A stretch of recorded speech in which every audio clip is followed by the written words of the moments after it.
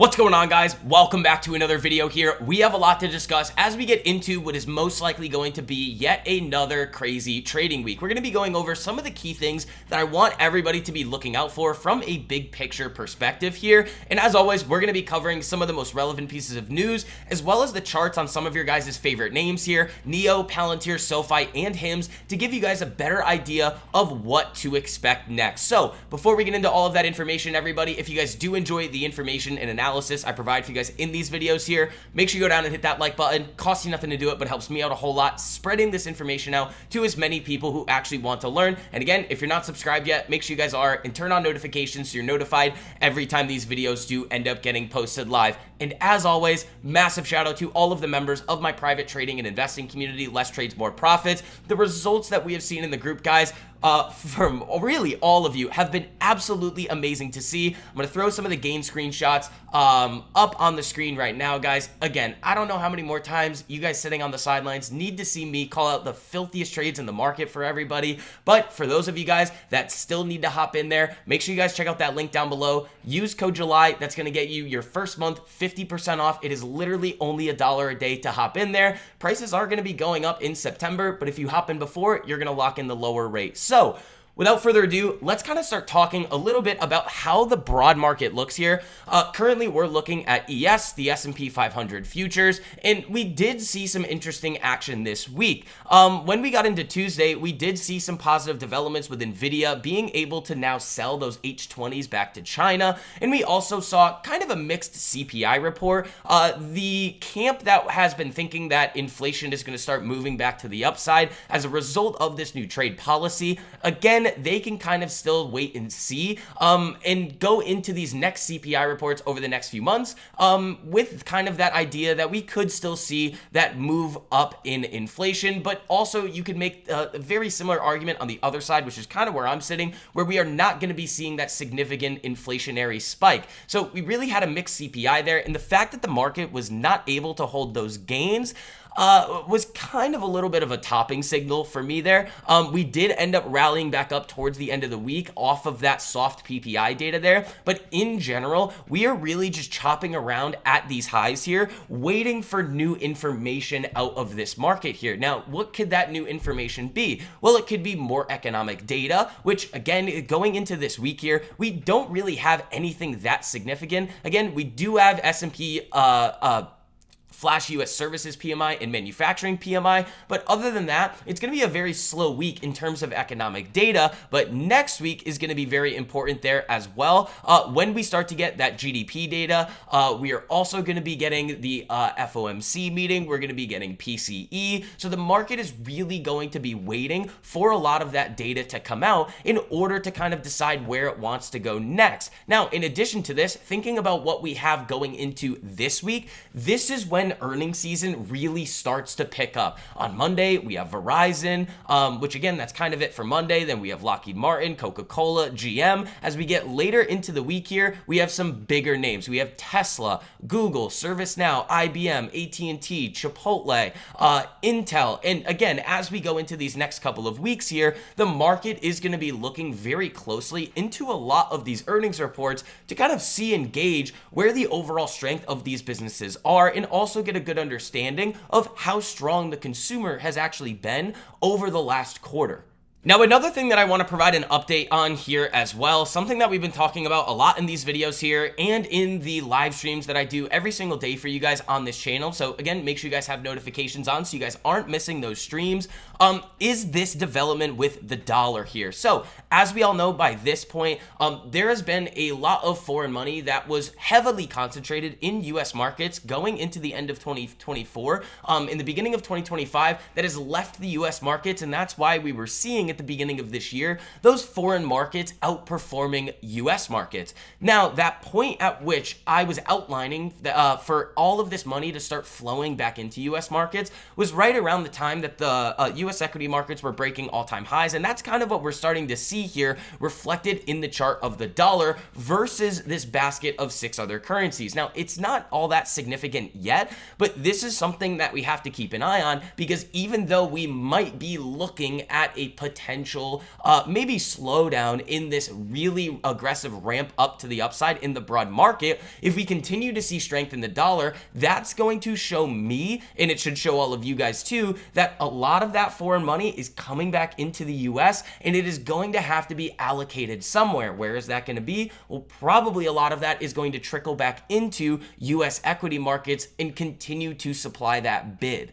Now let's start talking about some of these individual names here. The first one that I want to start off with you guys is NIO here. So again, NIO has been on an absolutely epic run over the last week and a half here, moving from that 350 area, hitting highs of about 457 here. Now again, what were we talking about with NIO after we were breaking this 200 exponential moving average here? What we need to see is a nice period of consolidation in respecting this daily 200 EMA here. If we can continue to see that, which we did see on Friday, we could easily be setting up another leg higher over this $5 area here, and potentially those highs that we saw in 2025 here, right around that 550 area. Now, again, I have to say this just because it's NIO.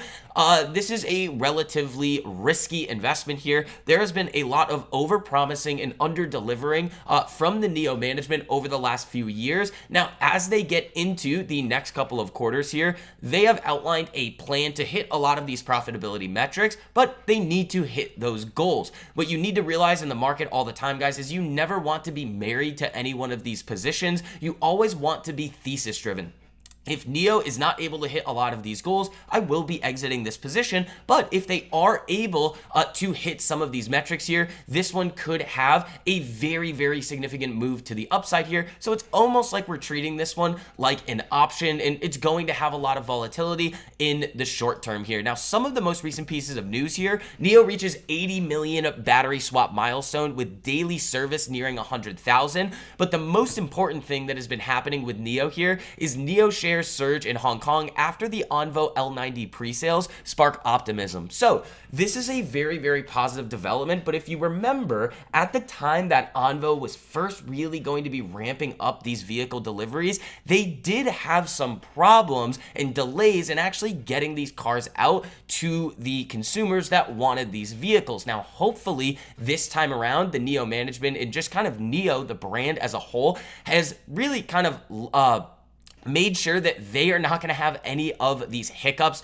and are going to be able to really have a smooth delivery process for a lot of these new vehicles that a lot of these consumers are going to want. So again, right now, very positive, but we do need to see a higher level of execution out of NIO when the time comes to actually be delivering these vehicles. Now, the next name that I want to talk about with you guys is Palantir. Now, this one has just been an absolute monster over the last few years here. Again, I've said it before, I will say it again. There is a time and a place to be entering these positions here on these high flyers. Right now, in my opinion, this is not the time to be buying Palantir. Now, when I say it's not the time to buy, it also doesn't mean that it's time to sell, it's time to short, or to do any of those other actions. It just means that for those of you guys that were able to enter this position here when I was outlining it in the 15s, all you really have to do here is sit back, relax, wait, and be very, very thesis driven with this investment moving forward here. Now, as we get into earnings, like I've said before, I do think the market is going to start holding this one to a higher standard, especially with the valuation that it is currently commanding in the marketplace. But at the same time, Palantir is doing everything they need to do to continue growing their business on the commercial side and also the government contracting side as well. And as we saw just this past week, Nightscope joins Palantir's FedStart program to expand federal AI security solutions. Again, we are seeing very, very solid partnerships with Palantir and deals coming down the pipeline almost every single week, which again is showing us that they are doing everything they need to do in order to continue to have success in this marketplace. Now, moving on to the next two names that I want to discuss with you guys in this video here before we wrap it up. The next one is SoFi here. So looking at this chart, guys, again, very, very awesome move from that weekly breakout here that I was outlining on this channel at 1360 for you guys. So congratulations to everybody that was able to take advantage of that. Again, up here at these levels, this is not necessarily the time that I think it's a really smart idea to be buying SoFi. Again, like I said before with Palantir, that doesn't mean you have to sell, and that doesn't mean that you have to short. There is a time and a place where you want to be able to be making these purchases, and most recently on SoFi, that was around 1360, which I outlined for you guys on this channel here, and also in the private trading and investing group there, less trades, more profits. Now, for this one, as we go into earnings here, again, I would be a little bit concerned that we are this elevated going into an earnings report, especially with SoFi being a name that has not necessarily gotten the love from the market that it necessarily deserves. But even if it were to see a little bit of a pullback here, this is a name that I think is going to have a lot of success over the medium to long term here. They have really, really solid goals with that user growth, and they are also coming out with a lot of these different new product offerings for their existing customers, especially in the crypto space, that is not only just going to drive new revenue, but can also drive additional user growth to their platform there, as people who aren't on SoFi will see that they are now able to have a lot of these different offerings available to them that they did not before. So again, I still think this one is going to be a really strong player over the next couple of years here, but we are very, very extended in the short term. Now, the last one that I want to talk about here with you guys is HIMS. So this one is a little bit different. Again, this is one again that I outlined at about 30 to 31 for everybody on this channel here in the private trading and investing community. Now, if we are able to break above this 53.15 area here, I don't think that's the worst time to maybe add to a position or initiate a position in HIMS. If we were to see that here, though, I'd probably treat that more so as a short-term trade back up into this period of consolidation that we were seeing right before that Novo Nordisk news that they were no longer going to be partnering with HIMS. Again, there still is that potential for this break to the downside if it does fall through this 47.37 area here. But this one, again, has tried to break down here, and these buyers just continuously step back up and push this thing back into this current range of consolidation here. So that to me is a sign that either we're going to continue consolidating in this area, or over the next few weeks, if the market is able to hold on, we can actually get that break to the upside and maybe get back into that 60 area. So guys, that is going to wrap up this video here. If you guys did enjoy the information and analysis that I provided for you guys in this one, make sure you go down and hit that like button. It costs you nothing to do it, but it helps me out a whole lot in spreading this information out to as many people who actually want to learn. And again, make sure you're subscribed and turn on notifications so you're notified every time these videos go live. But until next time, guys, I will see you. Peace.